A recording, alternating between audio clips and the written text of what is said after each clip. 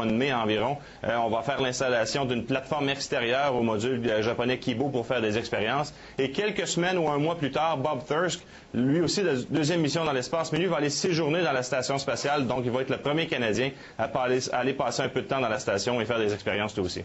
Bon, maintenant, il y aura aussi plus de résidents à part de la Station spatiale internationale à partir de l'année prochaine. À partir de 2009, on va doubler la capacité des astronautes de 3 à 6, pardon. Et puis, rappelez-vous, lors de la dernière mission, on a fait l'installation d'un système de recyclage des urines. Eh bien, c'est vraiment important de faire fonctionner ce système-là parce que c'est vraiment comme ça qu'on va générer l'eau nécessaire à bord de la station. Et puis, pendant les 3 prochaines missions, on va prendre des échantillons de cette machine-là avant de donner le feu vert pour pouvoir doubler, de passer de 3 à 6 le nombre d'astronautes à bord de la station. Oui. Benoît, on parle beaucoup des missions spatiales, bon, des réparations qu'on fait sur la station spatiale, mais il y a aussi de la recherche qui se fait également. On a beaucoup de recherches, on a beaucoup ce qu'on appelle des racks dans le bon langage. Donc, c'est vraiment des installations qu'on a à l'intérieur. On fait des travaux sur le côté du corps humain, donc beaucoup du côté médical pour la recherche sur le cancer. On fait aussi beaucoup de recherches sur le côté des matériaux qui vont faciliter la vie de tous les jours sur la Terre un peu plus facilement avec des matériaux comme des matériaux spéciaux pour les gens qui travaillent comme les pompiers, des choses comme ça. Donc, il y a beaucoup de travaux qui se font dans l'espace pour notre vie sur Terre. Maintenant, pendant 2009, on va aussi préparer les successeurs là, aux fameuses navettes. Ben oui, en 2009, donc vers le mois de juillet, on devrait faire le lancement de la première fusée Ares-1. Donc, c'est un vol suborbital, donc un petit vol pas trop long, mais on va quand même être à mesure à ce moment-là d'avoir des données télémétriques, de télémétrie, à savoir quelles sont les vibrations lors du lancement, parce qu'on juge que c'est ça qui va être le plus difficile, voir un peu comment ce lanceur-là se comporte. Et puis, par la suite, on va vraiment raffiner le lanceur Ares-1 pour les missions qui devront débuter en 2015 avec des astronautes à bord. Bon, maintenant, est-ce que le changement de président aux États-Unis va changer là, un peu la façon de faire du côté de la NASA ou encore les impacts là, chez la NASA? Je peux vous dire qu'il y a certaines personnes au sommet de la NASA qui ont chaud pour leur travail pour l'instant, mais du côté du président élu Obama, il a mentionné qu'il n'aimait pas vraiment le fait que les Américains vont être environ pendant 5 ans sans avoir de lanceur qui leur est propre pour lancer des astronautes dans l'espace.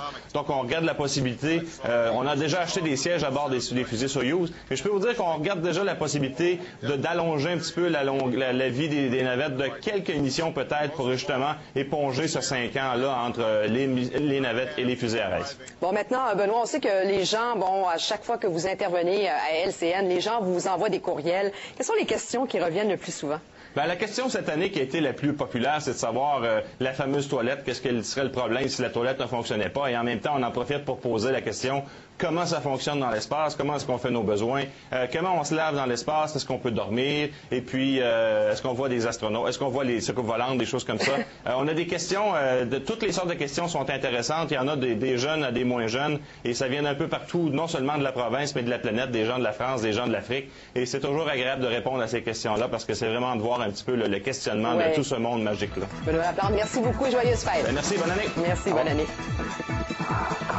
Mike Fossum looking right down at the Amazon jungle. Discovery and the International Space Station about to cross the equator and out over the open Atlantic Ocean.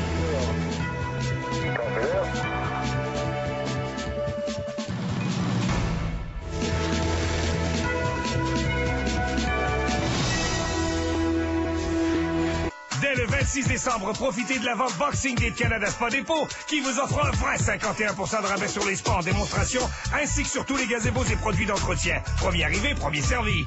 Le 51% de rabais, ça c'est vrai. En affaires depuis 1985, Énergie Cardio se renouvelle constamment afin d'offrir des programmes qui répondent aux besoins de ses membres. Au centre administratif d'Énergie Cardio, il y a une équipe dédiée à explorer les nouvelles tendances, que ce soit au niveau de l'entraînement, de l'équipement ou des cours en groupe. Chaque personne a un horaire qui lui est propre. Je suis le parfait exemple d'un horaire irrégulier. Pour moi, la flexibilité dans mon horaire d'entraînement, c'est essentiel.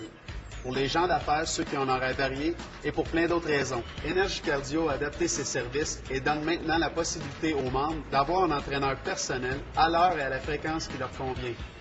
Il a été démontré que pour conserver la motivation, les gens qui s'entraînent doivent avoir du plaisir et bien sûr des résultats. C'est pourquoi Énergie Cardio est à l'affût des nouveautés qui mettent du piquant à l'entraînement. Ils ont été parmi les premiers au Québec à introduire des programmes tels que Kilo Cardio Silhouette, des cours de gliding, des cours de Sexy Fit et surtout des programmes avec entraîneurs personnels. Avec plus de 500 entraîneurs certifiés, les membres Énergie Cardio sont entre bonnes mains. Avec un entraîneur personnel d'Énergie Cardio, les entraînements sont plus dynamiques et plus diversifiés. On nous invite à donner le meilleur de nous-mêmes. Et ça, c'est important. On sent vraiment les résultats. Je suis heureux d'être ambassadeur pour Énergie Cardio. Ça me permet de l'être en même temps pour l'activité physique.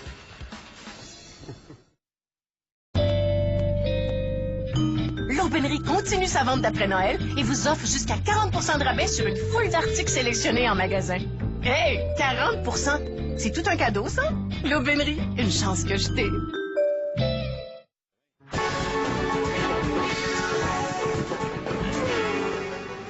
C'était la présentation de la Coupe du monde de ski alpin en Italie aujourd'hui et on surveillait de près les performances de deux Canadiens. Carl Larouche. En ski alpin, le Québécois Érigue a pris la 6e place de la descente de Coupe du monde de ski alpin aujourd'hui à Bormio en Italie. L'épreuve a été remportée par l'Italien Christoph Innerhofer. Les Autrichiens Klaus Kroll et Michael Walkhofer ont pris respectivement les 2e et 3e positions. Le Canadien Manuel Osborne-Paradis a terminé au 13e rang. Notons la 29e place pour John Kuchera. Au hockey, Carey Price a remporté son duel contre Marc-André Fleury, mais André Kostitine a été la grande vedette de cette victoire de 3-2 du Canadien contre les Penguins du Pittsburgh, réalisant son premier tour du chapeau dans la Ligue nationale de hockey. Niveau d'André Kostitine. Kostitine tire et le but! Chapeau pour André Kostitine! Pour sa part, Carey Price a été particulièrement brillant en 3e période en repoussant la moitié des 34 lancés auxquels il a fait face au cours de la soirée pour signer son 3e gain en autant de sorties en carrière au Mellon Arena. Le Canadien qui disputera ses 2 prochaines rencontres en Floride, demain contre les Panthers et mardi contre le Lightning. Et justement, hier en Floride, Vincent Lecavalier a obtenu 2 buts et une passe et Martin Saint-Louis a ajouté 1 filet et 3 mentions d'aide. Et ils ont été les piliers d'un 3e gain d'affilée du Lightning, 6-4 contre les Panthers de la Floride. Du côté des Sénateurs, ça va pas très bien. Hier, à Calgary, René Bourque a réussi le premier tour du chapeau de sa carrière dans la Ligue nationale. Il a guidé les Flames vers une victoire de 6-3 contre les Sénateurs. Chris Phillips, Jason Spezza et Alexandre Picard ont été les marqueurs des Sénateurs. Pendant ce temps, tout va bien pour l'équipe de Claude Julien. Hier soir, Blake Wheeler a marqué 2 buts en 2e période et Michael Ryder a rompu l'égalité en 3e période. Et les Bruins de Boston ont mérité un 7e gain consécutif, 4-2, contre les Hurricanes de la Caroline. Au championnat du monde de hockey junior à Ottawa, le Canada victorieux à son premier match dispute le prochain cet après-midi en affrontant le Kazakhstan. C'est Chet Pickard qui sera le gardien partant. Carl Larouche pour le réseau TVA. À Springfield, au Wisconsin, il n'y a pas juste les humains qui profitent de la neige, comme vous pouvez le voir sur ces images. Il y a aussi le chien Murray, qui est âgé de 3 ans, qui a décidé de s'adonner à la glissade. Sa propriétaire raconte que l'animal a commencé en fait à glisser en duo avec son mari l'an dernier. Et cette année, il a eu le courage de glisser tout seul. On va parler de la météo, bien sûr, avec les vents qui sont de plus en plus forts sur la majeure partie du Québec. Ça cause des pannes d'électricité dans certains secteurs. Alors, on va faire le point là-dessus. Et aussi, sur la scène internationale, on revient sur la situation dans la bande de Gaza.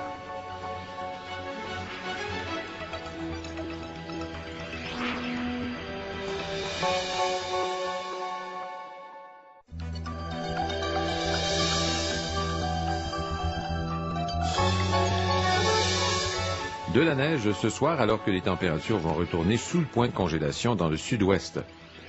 On prévoit quelques passages nuageux demain dans le sud-ouest, maximum de 0 à -2.